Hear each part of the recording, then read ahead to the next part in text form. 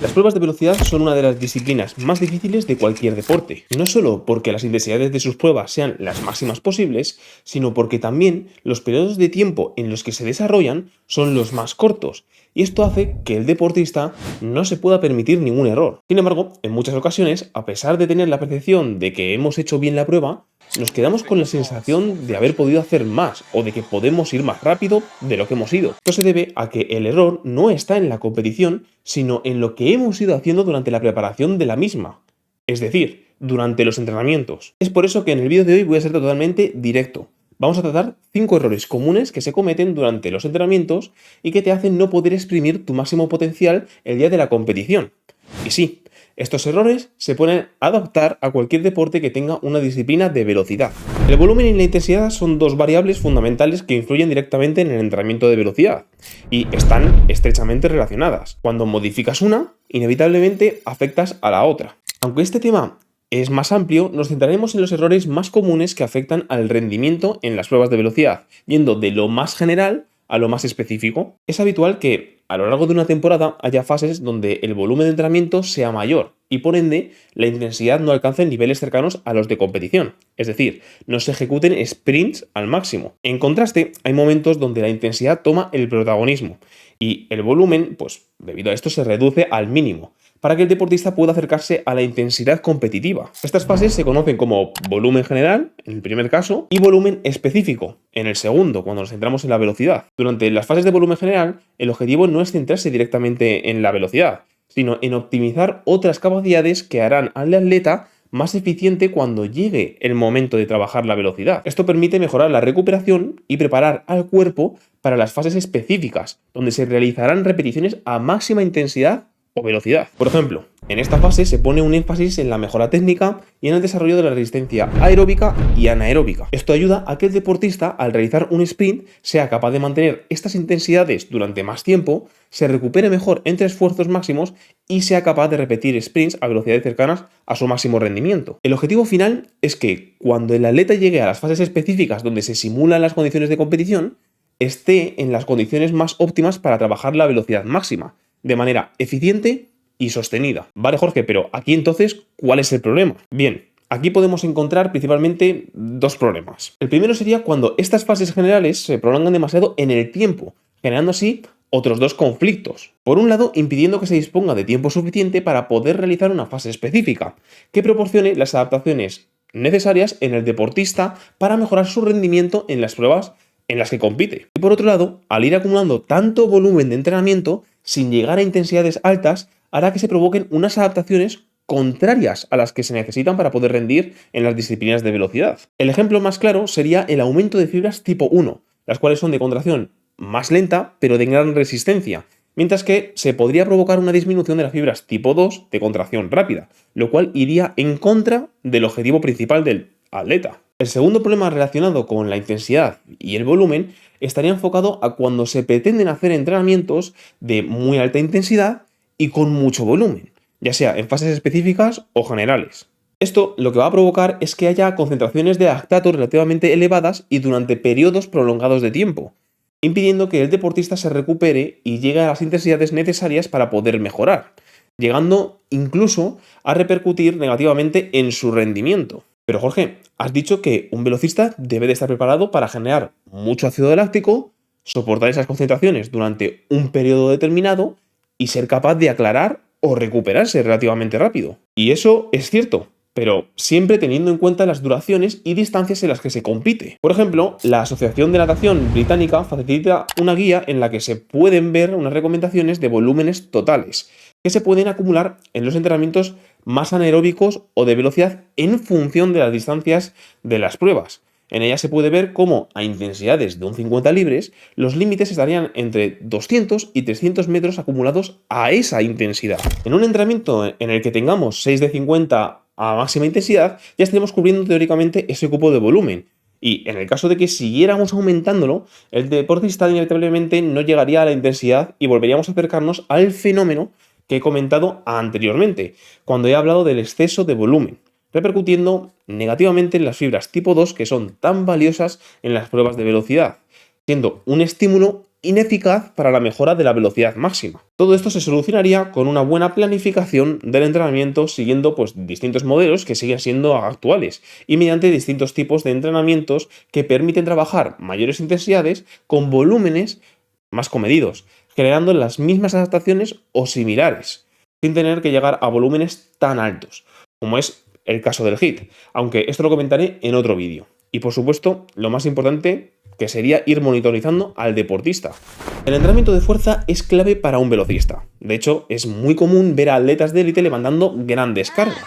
Pero si este entrenamiento no se planifica correctamente y en el momento adecuado, puede jugar en tu contra, limitando tu capacidad para alcanzar tu máxima velocidad. Aquí entra en juego un concepto fundamental: la curva fuerza-velocidad. Es simple: a mayor carga, menor velocidad de movimiento, y a menor carga, mayor velocidad. También sería clave la relación entre la fuerza y el tiempo, ya que lo ideal es aplicar la mayor fuerza posible en el menor tiempo. Pero para no alargar demasiado el vídeo, nos centraremos en la curva fuerza-velocidad. Muchos autores identifican hasta 3 zonas de entrenamiento dentro de esta curva, con el objetivo de desplazarla lo máximo posible hacia la derecha. ¿Qué significa esto?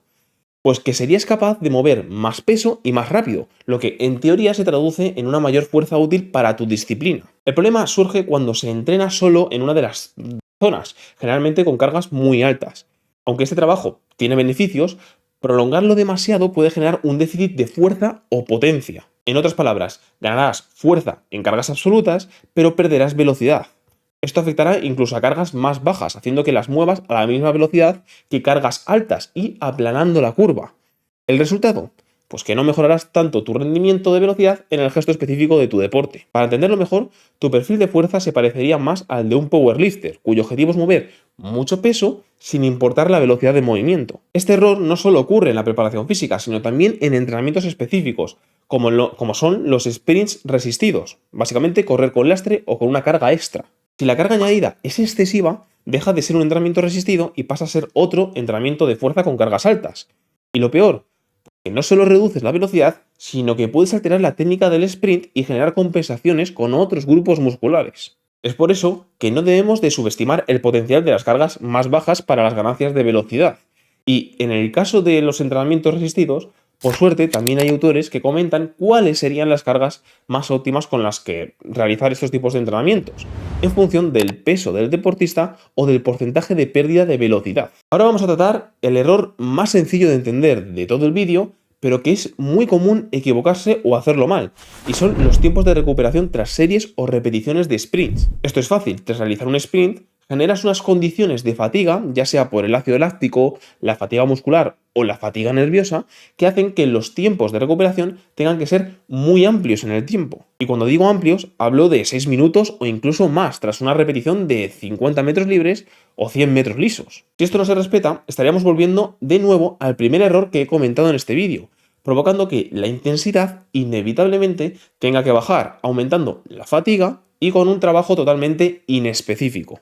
Esto sucede por 2 problemas principalmente. Uno sería el hecho de pensar que tras realizar un esfuerzo de tan corta duración como son de 15 a 40 segundos, los tiempos de recuperación deberían de ser los mismos o un poco más, cuando realmente la diferencia es mucho mayor. Y el otro problema es, de nuevo, cuando se prioriza más el volumen que la intensidad, queriendo llegar sí o sí al volumen estipulado en un papel o en un Excel, y para eso se paga el peaje de tiempos de recuperación más cortos con el fin de que dé tiempo a completar el entrenamiento en 1 hora y poco más que dura el entrenamiento. Es por eso que, en mi opinión, es preferible realizar menos repeticiones o series, asegurándote de que los descansos sean los necesarios y, por ende, que las intensidades sean las correctas, haciendo que el estímulo sea el más útil posible. Calidad antes que cantidad, que es lo mismo que intento hacer yo con estos vídeos. Así que, si te está gustando, agradecería tu like y suscripción para apoyarme. Y te dejo tanto el canal de WhatsApp en la descripción, donde aviso de todo,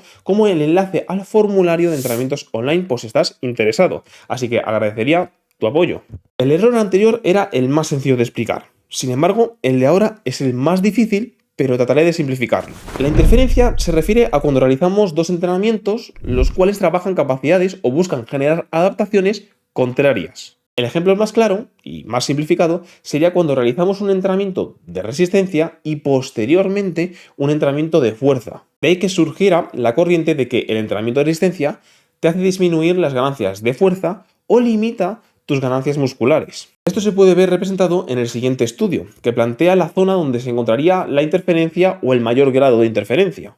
Sería principalmente cuando intentamos trabajar la fuerza con un volumen medio, podríamos decir, mientras realizamos series de resistencia a intensidades del 95 al 100% del consumo máximo de oxígeno, es decir, a bastante intensidad donde ya se producen grandes cantidades de ácido láctico.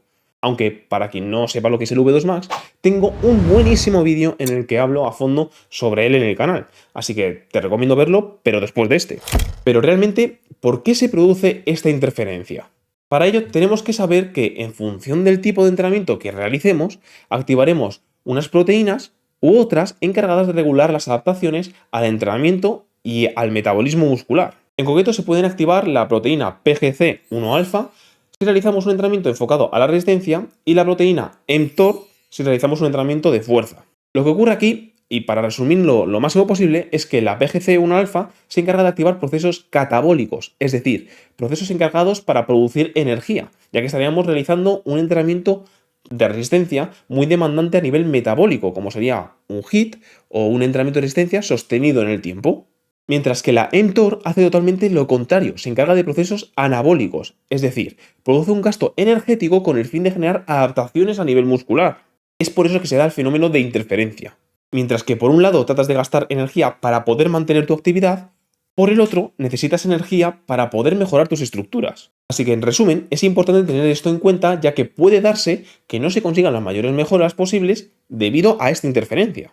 Y por último, encontramos entrenamientos infravalorados, o más bien, que muchas veces no se les da tanta importancia y pueden ayudar mucho a mejorar las pruebas de velocidad. Hablo en concreto del entrenamiento de velocidad de reacción, y aunque parezca mentira, es muy común que esta capacidad únicamente se entrene por medio de las series o de una toma de tiempos de velocidad, trabajándose de forma secundaria. Por esta razón, aunque parezca un detalle sin importancia, el comenzar con una buena salida y en el menor tiempo posible hará que se rasquen décimas que en muchos casos son incluso decisivas. Y por eso recomiendo realizar entrenamientos, o mejor dicho, series enfocadas exclusivamente a este tipo de capacidades, que, además, no requieren mucho tiempo y no fatigan excesivamente al deportista. Pero otro error garrafal sería que después de haber hablado de estos 5 errores no le dieras al like y al botón de suscribirse para apoyarme. Y más aún cuando os dejo los estudios que he comentado en la descripción, como también el canal de WhatsApp y el formulario para entrenamientos online.